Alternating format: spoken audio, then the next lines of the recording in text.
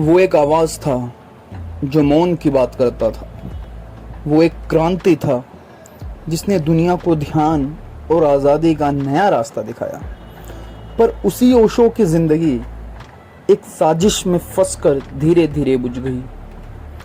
यह कहानी सिर्फ उनकी मौत की नहीं है, यह कहानी है धोखे, जहर और एक ऐसे बायो अटैक की जो अमेरिका की धरती पे अब तक का सबसे बड़ा बायो अटैक माना जाता है। बात है साल 1981 की। ओशो भारत छोड़कर अमेरिका गए। ओरेगन में उन्होंने 64,000 एकड़ जमीन पर एक पूरा शहर बसाया जिसका नाम रखा राजनीशपुरम। एक ऐसा शहर जहां सिर्फ ध्यान, प्रेम और स्वतंत्रता की बात होती थी। ओशो मौन में रहते थे और उनकी सत्ता संभाली थी मां आनंद शीला ने। शीला चालाक थी, महत्वाकांक्षी थी और ओशो की लोकप्रियता का इस्तेमाल कर रही थी।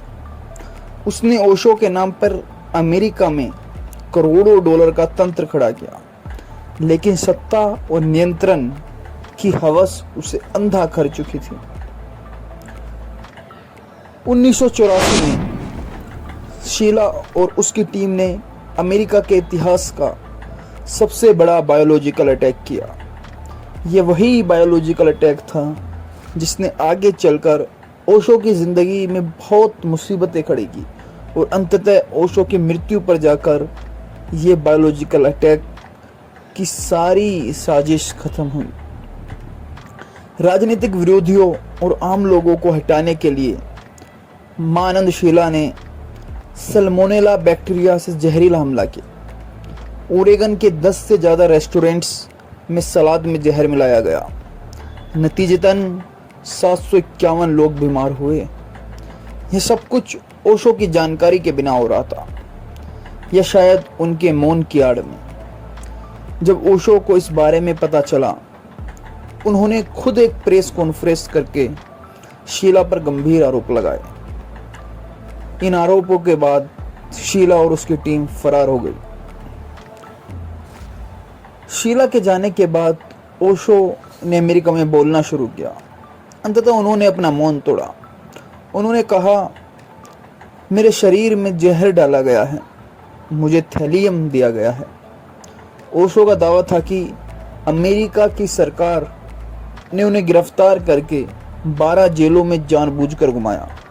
हर जेल में उन्हें कुछ न कुछ दिया जाता, खाना पीना या इंजेक्शन में जहर। धीरे धीरे उनका शरीर कमज़ोर होने लगा।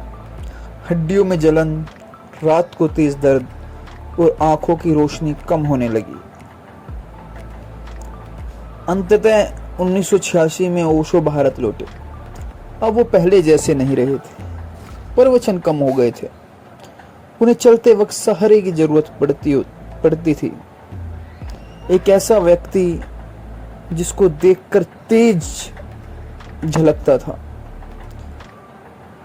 जो इस कदर स्वस्थ था कि नौजवानों के मुकाबले में भी वो ज़्यादा नौजवान लगता था। ऐसा व्यक्ति, अब इसी व्यक्ति को चलते वक्त सहारे की ज़रूरत पड़ती थी।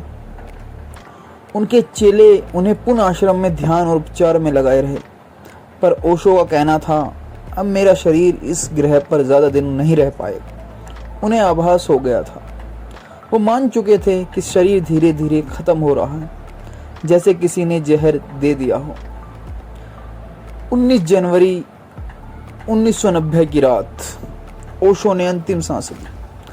आधिकारिक कारण बताया गया हृदय गति रुकना, पर उनके अनुयायी आज भी मानते हैं कि केवल बीमारी नहीं थी, ये अमेरिका की जेलों में शुरू हुआ एक धीमा जहर था।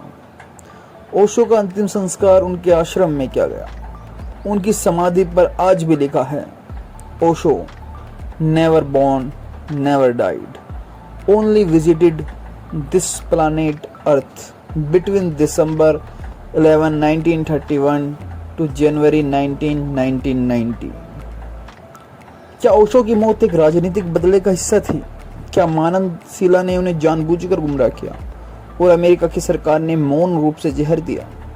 अब तक कोई ठोस सबूत नहीं मिला, पर उनके शरीर की हालत, उनका दर्द और उनके खुद के शब्द ये कहते हैं, मैं अब इस शरीर में नहीं रहना चाहता, इसे जहर दिया गया है।